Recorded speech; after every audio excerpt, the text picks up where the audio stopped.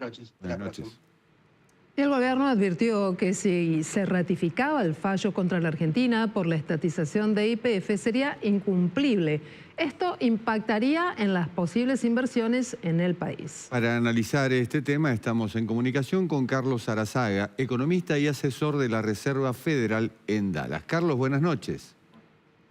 Buenas noches, Jorge. ¿Cómo le va? Tanto tiempo. Bien, gracias. Debemos recordar que fui asesor de la Reserva Federal de Dallas. En este momento ahora estoy en la Universidad de California, Santa Bárbara. Cierto, Así es. cierto, Carlos. Bueno, estamos a horas de conocer qué es lo que va a suceder finalmente con el caso YPF. La sentencia, dice el gobierno argentino, sería incumplible. ¿Usted cómo lo ve? Es una situación obviamente delicada que creo que remite al viejo caso del juez Griesa. Como ustedes recuerdan, en su momento el juez Griesa intervino en el litigio que plantearon los así llamados fondos buitres, obligó a la Argentina a pagar a los que habían quedado afuera del holdout, y fue todo un proceso muy lento. La Argentina apeló varias veces, llegó a la Corte Suprema de Estados Unidos, que rechazó el pedido, y al final la Argentina se tuvo que enfrentar con el posible desacato, que implicaba obviamente aislarlo todavía más del mundo financiero internacional y de acceder a créditos, y entonces ahí el gobierno de Macri no tuvo más remedio que hacer una negociación. De manera que ese antecedente plantea el problema de que sí, el fallo es adverso para la Argentina. No sé si lo va a hacer ahora, porque estamos hablando de una suspensión temporaria.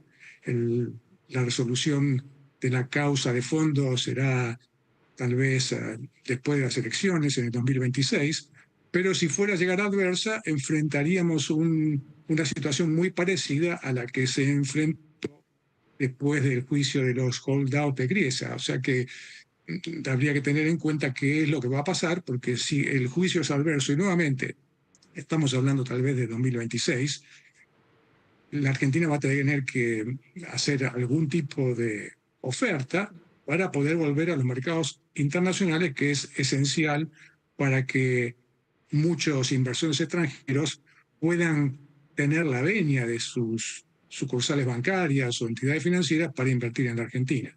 Con lo cual, Carlos, ¿usted sugeriría que se avance con la entrega de las acciones o el pago de los 16.000 millones que ya como consecuencia de los intereses son 18.000? Porque aquí ya se empieza a escuchar la posibilidad de otro hecho que sería delicado, no sé cómo lo observa, que es el desacato al fallo. Claro, eso con la situación que pasó con el juez Griesa. La Argentina, una vez que agotó el último recurso, que era la Corte Suprema de Justicia, se enfrentaba con una situación de desacato que la exponía a una exclusión de los mercados internacionales, y ahí tuvo la Argentina que tomar alguna medida para compensar a los holdouts. De manera que yo diría, no tengo ninguna solución. Yo espero que el fallo hoy que va a salir para suspender el pago, porque sabe que hay dos juicios. Uno que consiste, el que se estaba decidiendo hoy, que consiste en suspender la entrega de acciones de YPF, y otro que es el otro juicio, que es el juicio de fondo, que es obligar a pagar a la Argentina 18.000 millones de dólares. Ese es el juicio de fondo, y si hoy sale una sentencia favorable a Argentina, que espero sea el caso, simplemente se va a postergar el problema hasta que se resuelva el tema de fondo, que es justamente la compensación que acabas de mencionar, Silvina, de 18.000 millones de dólares por la expropiación de YPF. Y en caso de que se dicte el desacato, veamos la otra cara de la moneda, existe la posibilidad de que se embarguen las reservas del Central.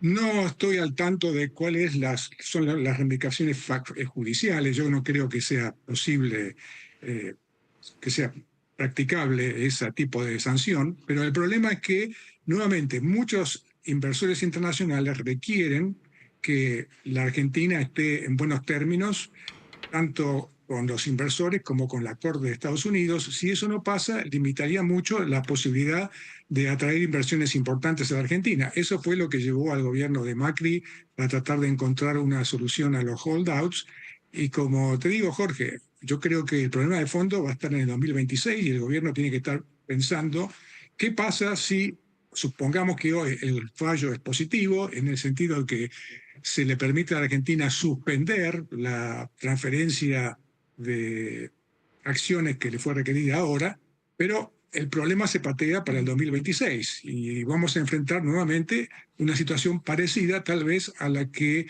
enfrentó la Argentina después del fallo del juez Griesa y que la Corte Suprema lo avaló. ¿Hay algún tipo de comentario allí en el mundo de los negocios, de los inversionistas, sobre qué cuestiones puede acarrear para la Argentina el fallo de la justicia norteamericana? No, yo creo que es una cuestión de forma. En ese sentido, la Argentina entra en el mismo protocolo de todos los países que no tienen grado de inversión. Creo que simplemente van a esperar a la resolución de la Corte.